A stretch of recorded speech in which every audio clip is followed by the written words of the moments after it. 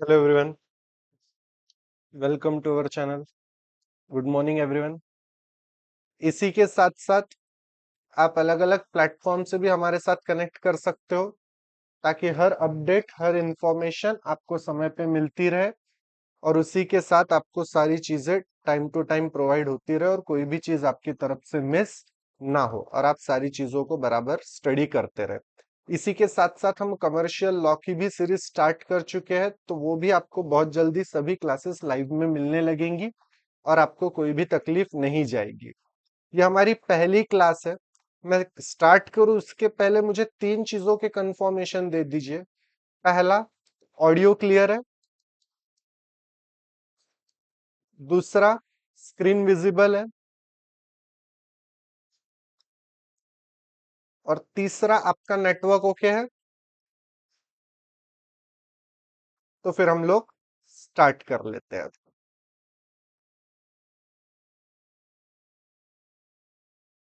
चलिए आगे बढ़ेंगे। कंटिन्यू सीरीज के किसी भी क्वेश्चन को सॉल्व करने के पहले हमें कुछ बेसिक बातें पता रहनी जरूरी है। जैसे सीरीज तीन टाइप की होती है। एक होती है सिंपल सीरीज, एक होती है डिस्क्रीट सीरीज और एक होती है कंटिन्यू सीरीज।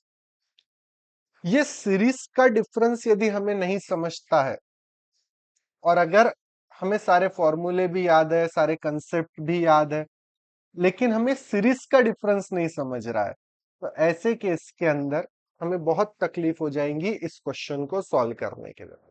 तो सबसे पहली स्टेज जो रहेंगी, जिसे हम लोग स्टेज वन बोलेंगे, वो किसी भी यूनिट में क्या रहेंगी? Identify the series. Simple series के अंदर आपको सिर्फ मार्क्स दिए रहते हैं, मींस डाटा दिया रहता है, फ्रीक्वेंसी अवेलेबल नहीं रहती है। वहीं डिस्क्रीट सीरीज के अंदर मार्क्स के साथ साथ आपको फ्रीक्वेंसी भी दी हुई रहेगी। और कंटिन्यू सीरीज में क्या होता है? ग्रुपिंग रहती है। कंटिन्यू सीरीज तभी यूज की जाती है जब हमें ये चीज समझ में आ रही है कि हमारा जो डाटा है वो बहुत ज्यादा लेंदी टर्म में अवेलेबल है और बहुत ज्यादा कंटेंट है, मतलब 0 से लेके 100 1000 तक के डाटा, और बहुत डाटा का जो क्वांटिटी है वो बहुत ज्यादा है। ऐसे केस में सिंपल या डिस्क्रीट में अरेंज करना पॉसिबल नहीं होता है। तो सबसे पहले हम ये समझ लेंगे कि कंटिन्यू सीरीज होती क्या है। In continue series the data is arrange in a class और अ ग्रुप, जिसकी मैंने बोला।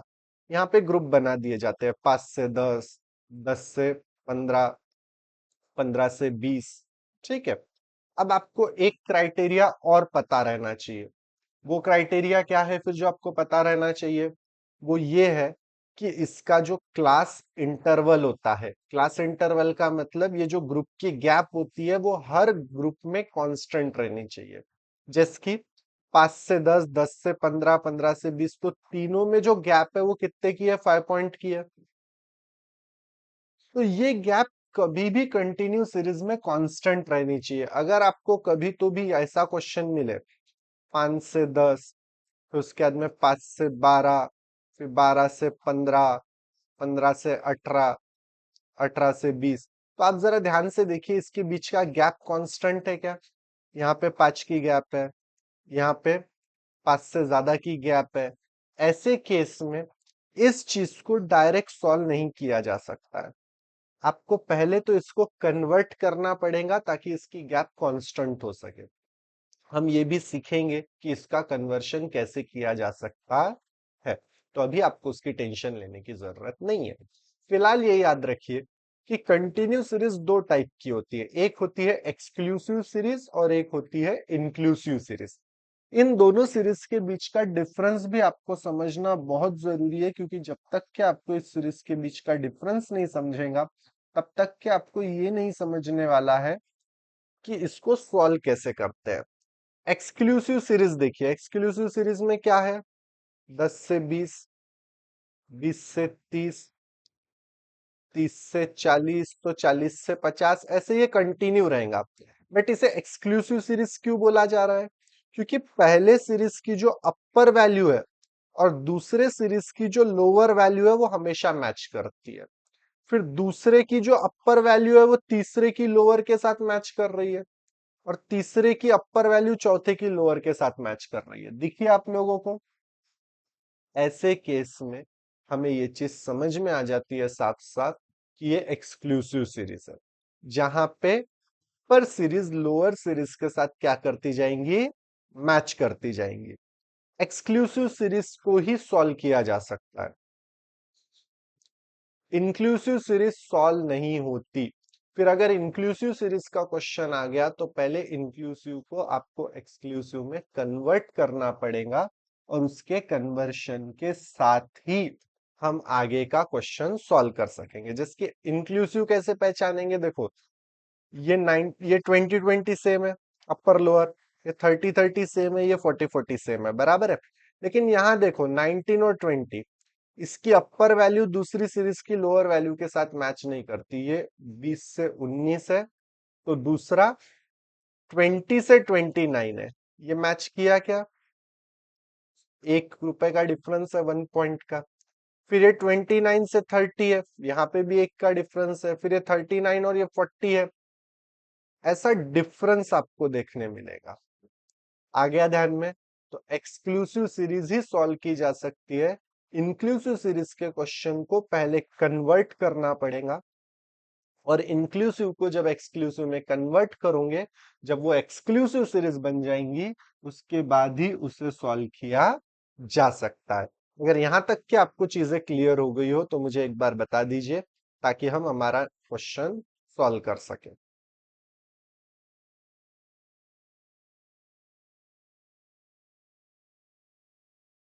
Question first in continue series हम लोग समझना शुरू करते हैं। अब इस क्वेश्चन को ध्यान से देखिए, find out standard deviation and it's coefficient. अब हम कैसे पहचानेंगे, तो सबसे पहले जब हम ध्यान से देखेंगे तो हमें पता चलेगा कि यहाँ पे 0-10, 10-20, 20-30, 30-40, 40-50, ये सारी चीजें कैसी है, कंटेंट वाइज है। तीन चीजें चेक करेंगे। पहला, क्या ये ग्रुप है क्या, तो हाँ ये ग्रुप है, क्योंकि 0-10, 10-20, 20-30 ये ग्रुप साफ दिख रहा है। दूसरा, इसके ग्रुप का जो क्लास इंटरवल है, इंटरवल मतलब गैप, देखो सब में 10-10 की गैप है हर ग्रुप में, तो एक क्लास इंटरवल सेम है क्या, ये चीज चेक की जाएगी। तीसरा, ये एक्सक्लूसिव सीरीज है क्या, आगे बात ध्यान में। यदि हमें ये पता चले कि इन तीनों में से एक भी कंडीशन फुलफिल नहीं हो रही है, तो सबसे पहले हमें उस कंडीशन को फुलफिल करना पड़ेगा। जब तक कि वो कंडीशन फुलफिल नहीं होने वाली है, तब तक के हम लोग उस चीज को सॉर्ट आउट नहीं कर सकते हैं। आ गई बात ध्यान में? तो ये तीनों कंडीशन फुलफिल हो रही है, सीरीज एक्सक्लूसिव है, क्लास इंटरवल भी सेम है, और ग्रुप भी अवेलेबल है। अब हमें जो एनालिटिकल चार्ट बनाना पड़ता है, उसमें हर क्वेश्चन में अलग अलग क्वेश्चंस बनते हैं। अलग अलग चार्ट के लिए अब इसमें कितने कॉलम बनाने पड़ेंगे, इसके लिए आपको याद रहना चाहिए फॉर्मूला, कि सर स्टैंडर्ड डेविएशन का फॉर्मूला क्या है। सो कंटिन्यू सीरीज के अंदर स्टैंडर्ड डेविएशन का फॉर्मूला होता है under root summation of F D x I divided by n minus summation of F D x I divided by n whole square into i. तो मुझे कौन से column की जरूरत है इसमें, इसमें मुझे जरूरत है summation of F D x i square के कॉलम की, क्योंकि वो फाइंड करना है। मुझे जरूरत है summation of F D x i के कॉलम की, क्योंकि वो फाइंड करना है। एन फाइंड करना है, तो फ्रीक्वेंसी की जब हम टोटल करते हैं तो वो एन फाइंड बड़ी आसानी से हो जाता है। तो हमें ये तीन कॉलम फाइंड आउट करने पड़ेंगे। ये हमारे कहां से पता चलेगा, फॉर्मूले से पता चलेगा हमें। आ गई बात ध्यान में? अब सबसे पहला कॉलम मार्किंग का, और दूसरा कॉलम फ्रीक्वेंसी का। ये क्वेश्चन से ही आपको कॉपी पेस्ट करना पड़ता है, जिसकी मार्किंग में क्या है 0 to 10, फिर 10 to 20, 20 to 30, 30 से 40, 40 to 50 हो गए। फ्रीक्वेंसी लिख लीजिए 2, 8, 20, 16 और 14। इस फ्रीक्वेंसी की टोटल ही होती है number of sample. Number of sample is denoted by N. क्या करना पड़ेगा, इन सब की टोटल कर लेनी पड़ेंगी हमें। आ गई बात ध्यान में। इन सब की जो टोटल रहेंगी वो रहेंगी आपका n. N stand for number of sampling. So इन सब की टोटल करो। 2 + 8 10, 10 + 20 30, 40, 50 and 60। So n is equals to 60 बराबर है क्या, ये आप एक बार कैलकुलेटर पे चेक कर सकते हैं। ठीक है। ये दो कॉलम कहां से बनेंगे, ये हमेशा क्वेश्चन से गिवन रहेंगे। ये हमेशा दो कॉलम आपको क्वेश्चन से कॉपी पेस्ट करके बना लेने पड़ेंगे। आगे बात ध्यान में। अब अगला कॉलम बनेगा एमवी का। जब भी कंटिन्यू सीरीज रहेंगी तो एमवी का कॉलम कंपलसरी बनेगा। एमवी का लॉन्ग फॉर्म क्या होता है, एमवी का मतलब होता है मिड वैल्यू। मिड वैल्यू मतलब इन दोनों के बीच की सेंटर वैल्यू। तो मिड वैल्यू कैसे निकालते हैं, 0 + 10 divided by 2 is equals to 5। फिर 10 + 20 30 divided by 2 is equals to 15। अब इसके नीचे सॉल्व नहीं भी करोगे तो भी चलेगा। देखो इसमें 10 की गैप है ना, तो इसमें भी अपने आप 10 की गैप आएंगी। तो बिना कैलकुलेशन के ही आंसर्स आ गए। यहां तक की चीज क्लियर हो गई। अब इसके बाद में अगला कॉलम बनेगा डीएक्स का। डीएक्स में आप जो एक्स की वैल्यू अज्यूम करोगे वो एम से अज्यूम करोगे। तो एमवी में से कोई भी एक वैल्यू अज्यूम की जा सकती है, क्योंकि मार्किंग में तो ग्रुप्स है और ग्रुप में से वैल्यू अजम्पशन पॉसिबल नहीं होता है।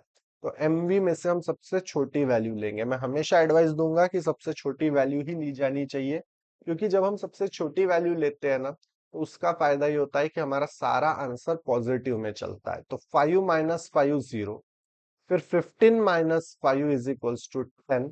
देखो 15 में से 5 माइनस करना है, 5 में से 15 माइनस नहीं करना है। फिर 25 में से 5 माइनस करेंगे 20, 35 में से 5 माइनस करके 30 और 45 में से 5 माइनस करके 40। और अगला कॉलम लेंगे डी एक्स आई का। डी एक्स आई में आप इसकी इंटरवल देखो कितने का है। इंटरवल मतलब इसका गैप देखो कितने का है। तो इसका गैप हमें कितने का मिल रहा है, 10 का। तो यहाँ पे हम लोग 10 लिखकर ये सभी डिजिट्स को 10 से डिवाइड कर देंगे। सो 10 से डिवाइड करने पर ये क्या बनेगा, 1 2 3 4।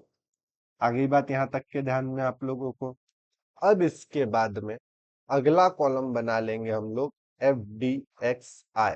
यहीं पे लिखा है, इसको सॉल्व कैसे करना होता है। एफ और डी एक्स आई, इन दोनों चीजों का हमें क्या कर लेना पड़ेगा, मल्टीप्लीकेशन कर लेना पड़ेगा। सो एफ 2 है और ये 0, मतलब 2 × 0 इज इक्वल्स टू 0। फिर 8 1 इज 8, 20 × 2 कर लीजिए आप लोग कि 20 × 2 कितना होता है। तो 20 × 2 इज इक्वल्स टू 40। फिर 16 × 3 करो, कितना हो जाएगा 48। और लास्ट में 14 × 4 कितना हो जाएगा 56। बस इसका मल्टीप्लीकेशन करते समय एक चीज याद रखना कि गलती से भी 14 × 4 करते समय 45 × 4 ना हो जाए, या कोई आगे पीछे के कॉलम की वैल्यू ना ले लो, क्योंकि अगर ऐसा कुछ करने में आ गया हमारे हाथ से तो हमारा पूरा आंसर गलत हो जाता है। तो ये चीज आप लोग बहुत अच्छे से ध्यान में रखेंगे। ठीक है, चलिए आगे बढ़ते हैं।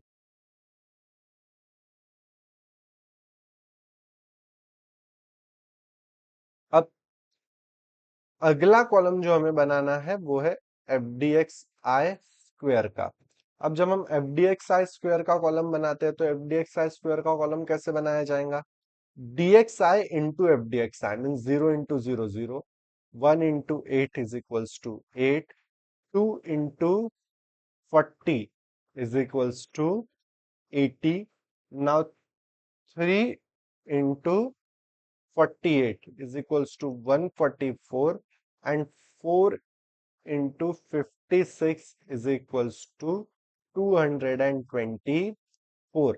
अब ये एफ डी एक्स आई और F D x i square की टोटल की जरूरत है तो उसकी टोटल कर लेंगे। 0 + 8 + 48 + 56, 8 × 40, 48 और 56 की जब आप टोटल ले लेंगे तो ये आ जाएंगी 152। इसी तरीके से dxi की भी टोटल ले लेंगे। 8 + 80 + 144 + 224, तो इसकी टोटल कितनी हो जाएंगी? 456। आ गई बात यहां तक के क्लियर? अब एक बार आपका ये चार्ट बन गया तो अब आपको क्या करना है? सिंपली फॉर्मूला पुट करना है। सो फर्स्ट नंबर पे कैलकुलेशन ऑफ मीन, मीन को ए से डिनोट किया जा सकता है तो mean is equals to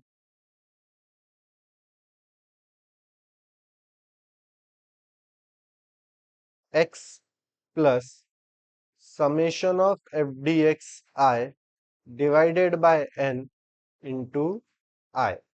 x क्या होता है?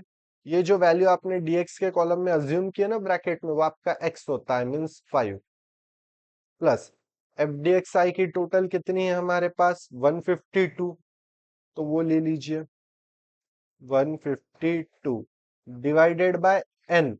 एन कितना है हमारे पास में? 60, जो फ्रीक्वेंसी की टोटल होता है। और उसके बाद में आई, आई हमारे पास है 10, जो उसमें हमने dxi के ब्रैकेट में अज्यूम 10 करके इसको 10 से डिवाइड किया था। एक बार वैल्यू पुट हो गई तो अब आप इसको सॉल्व करेंगे। इसको सॉल्व करते समय सॉल्व कैसे किया जाएगा? पहले डिवाइड किया जाएगा, मतलब 152 डिवाइडेड बाय 60, फिर इंटू 10, और फिर +5। इस तरीके से आप इसे सॉल्व करेंगे तो आपको आपका आंसर मिलेगा 30.3। पहले डिवाइड, फिर मल्टीप्लाई और लास्ट में प्लस। ये मीन फाइंड होने के बाद सेकंड नंबर पे हम लोग जाएंगे और वहां पे हम लोग करेंगे कैलकुलेशन ऑफ स्टैंडर्ड डेविएशन। अब अगर मुझे फॉर्मूला ही याद नहीं है तो फिर उसके आगे बढ़ के कोई मतलब ही नहीं है, क्योंकि विदाउट फॉर्मूला तो काम ही नहीं होने वाला है। So standard deviation is equals to under root summation of fdxi square divided by n minus summation of fdxi divided by n whole square into I। Formula लिखने के बाद में ये रूट ऐसा ही रखेंगे लास्ट तक के, और अब इसमें वैल्यूज पुट करेंगे, जिसकी f D x i square की वैल्यू कितनी है हमारे पास? 456 divided by 60, minus f D x i कितना था? 152 divided by 60 whole square into i कितना है हमारे पास? 10 इज इक्वल्स टू, अब क्या करेंगे हम लोग? इसे डिवाइड करेंगे, मतलब 456 डिवाइडेड बाय 60, तो वो आ जाएगा 7.6। ठीक है, और अब फिर 152 डिवाइडेड बाय 60 करो। जब आप 152 डिवाइडेड बाय 60 करेंगे तो आपको मिलेगा 2.53। अब आपको 2.53 इंटू 2.53 करना पड़ेगा। क्यों? क्योंकि उसका स्क्वायर निकालना है ना, तो 2.53 इंटू 2.53 कर देंगे तो आपको उसका स्क्वायर मिल जाएगा। इज इक्वल्स टू, इसे माइनस कर दीजिए, मतलब 7.6 माइनस 6.4, तो ये आ जाएगा 1.2 इंटू 10। अब ये 1.2 का हमें क्या निकालना है, स्क्वायर रूट निकालना है। तो 1.2 का स्क्वायर निकालने के लिए हम लोग क्या करेंगे, आप ध्यान से देखेंगे तो आपके क्वेश्चन में कहीं ना कहीं आपको ये स्क्वायर का ऐसा एक सिंबल दिखेगा किसी एक बटन पे। ठीक है, तो आप क्या करेंगे, कैलकुलेटर पे 1.2 टाइप करेंगे और उसको लिखने के बाद में ये जो बटन है सिर्फ इसको सिंगल क्लिक कर देंगे, तो आपको आंसर मिलेगा 1.09 इंटू 10। तो ये आपका आंसर आ जाएगा 10.9। 10.9 ये आपका स्टैंडर्ड डेविएशन हो जाएगा। आगे बात ध्यान में, एक बार आप लोगों ने स्टैंडर्ड डेविएशन फाइंड कर लिया, तो स्टैंडर्ड डेविएशन फाइंड करने के बाद में अब आप लोगों को निकालना है कोएफिशिएंट तीसरे नंबर पे of standard deviation. So coefficient of standard deviation is equals to standard deviation divided by mean. Standard deviation कितना है हमारे पास, 10.9, डिवाइडेड बाय मीन कितना आया था हमारा 30.3। अब आपको इस चीज को डिवाइड करना है कि 10.9 डिवाइडेड बाय 30.3, तो आपको आपका आंसर मिल जाएगा 0.36। इस तरीके से आप अपना स्टैंडर्ड डेविएशन सॉल्व कर सकते हो। यहां तक के किसी को कोई डाउट है तो आप पूछ लो पहले क्वेश्चन में। मैं रुकता हूं आपके रिस्पॉन्स के लिए 10 सेकेंड्स।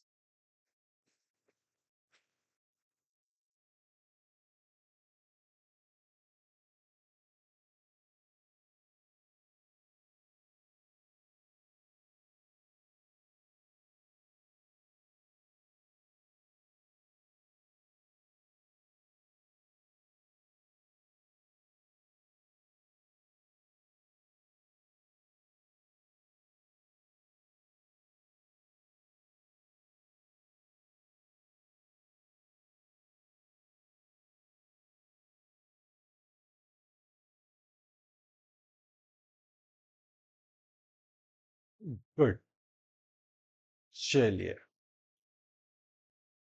ये अगला क्वेश्चन है।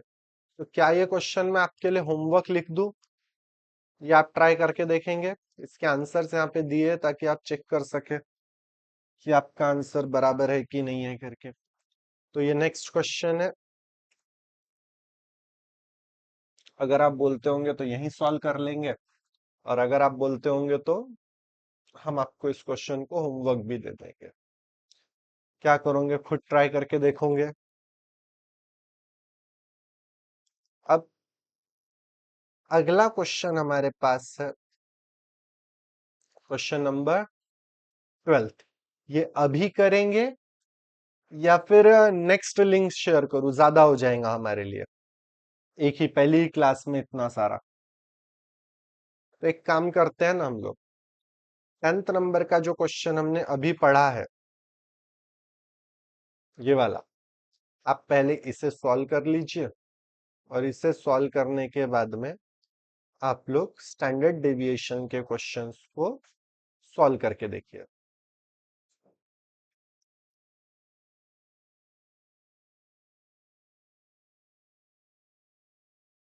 एक बार आप इसे ट्राई कर लीजिए।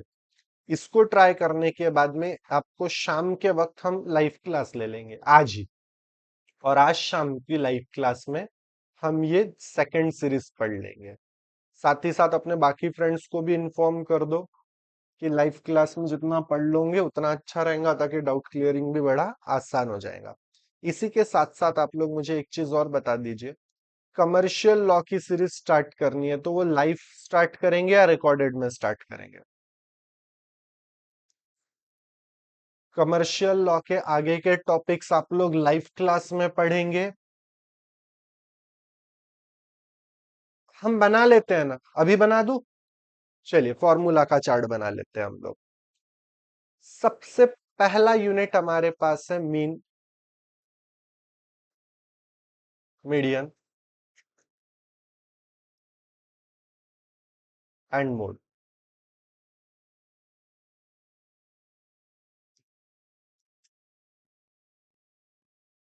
अब मीन, मीडियन और मोड में तीन सीरीज है। एक है सिंपल सीरीज, एक है डिस्क्रीट सीरीज, और एक है कंटिन्यू सीरीज।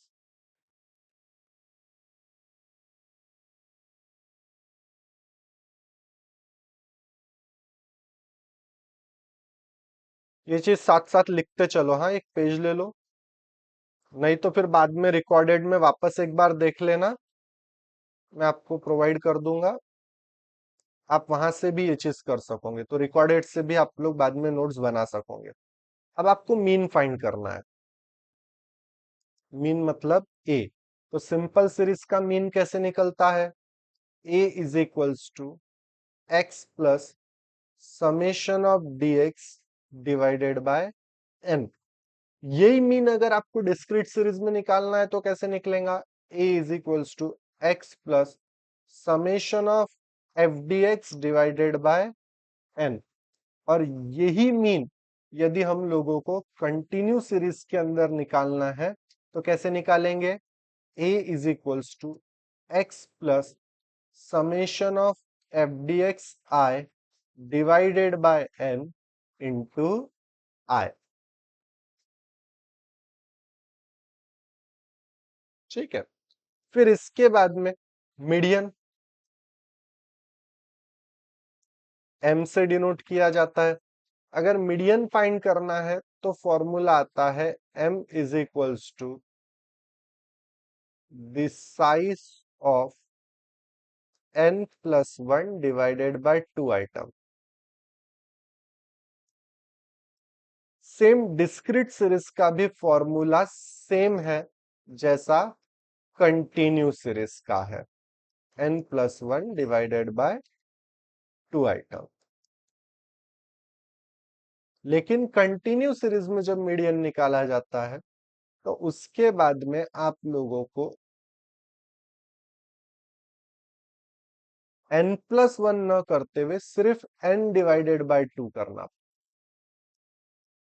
यहाँ पे प्लस वन होने वाला नहीं है। आ गई बात ध्यान में? यहाँ पे आपको कोई भी डाटा को प्लस वन करने की जरूरत नहीं है।